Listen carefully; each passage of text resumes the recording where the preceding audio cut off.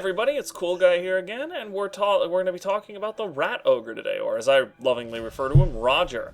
So he is a daunting challenge, but an uncomplicated one, and to help me analyze him... It's Loon, yes. So he says you should be able to take it out with an Alpha Strike in about 15 seconds, and if not, the backup he usually gets changes things. Changes it quite a lot. Everybody likes to compare him to the tank in Left 4 Dead, but Roger shows up with a backup horde like this about 80% of the time, and that is literally the worst tactical situation in Left 4 Dead. So...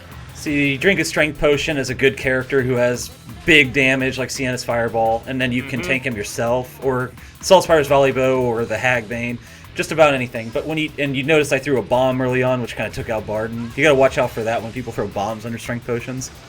This is a Radiant encounter, so he's got Slave Rat incoming. Like I said, I keep health bars on so everyone sees what's actually happening that I'm not seeing. So you see the Slave Rats were there. I'm kind of pulling him back while also supporting the team, stacking DPS while I can. And when he's not facing me, I'll want to go in with melee. And then you see, rats are behind you. You got to watch for that as always. Yup.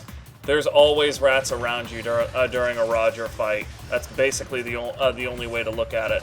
Throwing frag bombs like that is one of the best ways to get some early damage on the Rat Ogre, but you've got to be very careful on Nightmare and Cataclysm, whereas, most friendly fire in this game is really not that bad.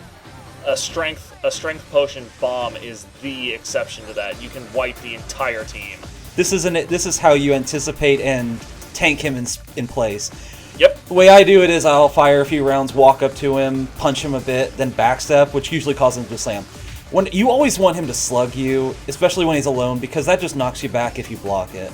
But if he slams, you will take damage. Right. He has two basic attacks. One is a straight punch, which you can block. The other one is the overhead slam, which you can't. This is perfect right here. That's generally how you're supposed to handle it, though. Yep. When he's looking at you, get your guard up and dodge backward to keep him busy. When he's not looking at you, hit him in the butt.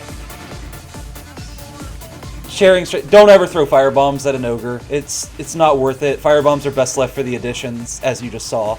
Yep. Either clear out his backup with it or don't throw it at all.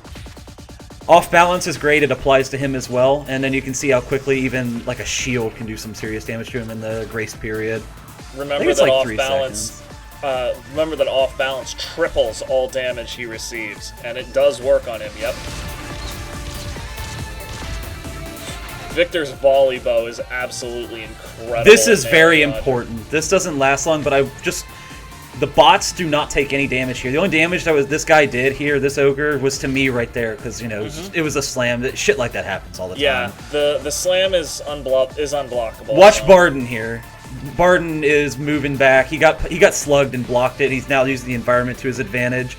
When you know the maps, it's very easy to figure out how to do that overall. But you see, he's a boss. He's daunting. But he's not hard to deal with. It's even with lower than orange weapons. Very daunting, but he's not complicated.